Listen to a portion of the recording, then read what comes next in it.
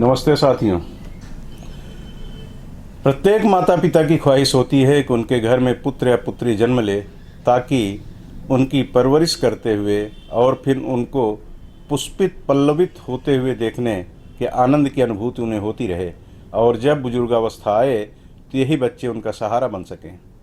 हस्त मिलाप संस्कार के पश्चात घर के बड़े बूढ़े उस दिन की प्रतीक्षा करने लगते हैं जब घर में बच्चों की किलकारी गूंजे और वह सबसे बधाई स्वीकार करें। तत्पश्चात भविष्य के सपने बुनने में फिर से मसरूफ़ हो जाएं। शादी के बमुश्किल 2 वर्ष बीतते ही यदि घर में नए मेहमान के आने की सूचना प्राप्त नहीं होती तो पास पड़ोस से सरगोशी सुनाई पड़ने लगती है कि क्या हुआ, दोनों में कोई कमी तो नहीं है।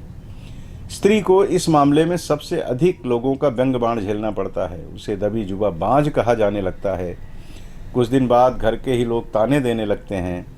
व्यंग बाण से आहत महिला सिवाय आंसू बहाने और अपने आराध्य देव के समक्ष नतमस्तक होने के कुछ नहीं कर पाती। मैंने कभी इसी पर एक गीत लिखा था। उसकी कुछ लाइनें ऐसी थी कि एक बेचारी बिधना की मारी बन गई टूटा बरबत, जो भी आया तान लगाया फूटी उसकी किस्मत। पति के घर जब आई मन में सुंदर सपन सलोने, अंगना गूंजेगी किलकारी ख्वाब में लगी थी जीने। पर हाय विधाता तूने उस संग कैसा किया अन्याय, कोख छोड़ दी सूनी उसकी ताने सुनती जाए। छीना चेहरे का नूर उसके, छीनी उसकी इशरत, एक बेचारी बिधना की मारी बन गई टूटा बरबत। पति का प्यार हुआ अब उसके श्रापों में तब्दील, सास ससुर को सेवा उसकी बिल्कुल नहीं कबूल।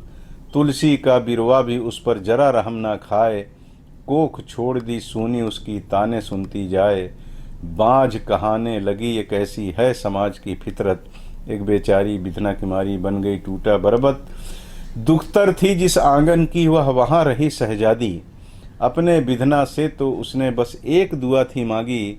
रहे वहाँ खुशहाल सभी, मैं जिस घर ब्याही जाऊँ, किसी के दिल को दुखी में करके पीहर लौट न पाऊँ।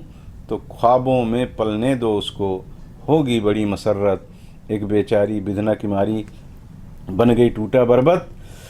बाँझ यह शब्द किसी भी निसंतान स्त्री के लिए ऐसी गाली है जिसे बर्दाश्त करना उसके लिए बड़ा कठिन होता है। स्त्री नहीं बल्कि निसंतान पुरुष को भी अपने हमउम्र और घर के बड़े बुजुर्गों के ताने बर्दाश्त करने होते हैं।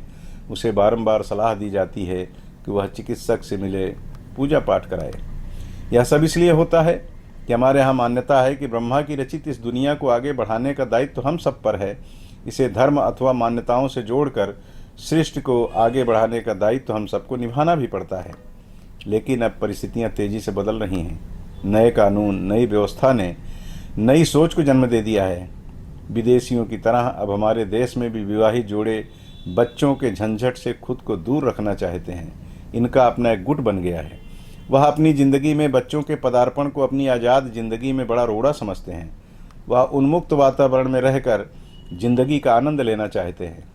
हो सकता है उनकी सोच किसी ऐसी निसंतान दंपत्ति को देखकर बनी हो, उन्हें भी रास आ गया हो इस तरह का जीवन। लेकिन ऐसे लोग यह भूल रहे हैं कि यही नज़रिया यदि उनके माता पिता का होता तो इस खूबसूरत संसार को देखने का उन्हें अवसर प्राप्त नहीं होता।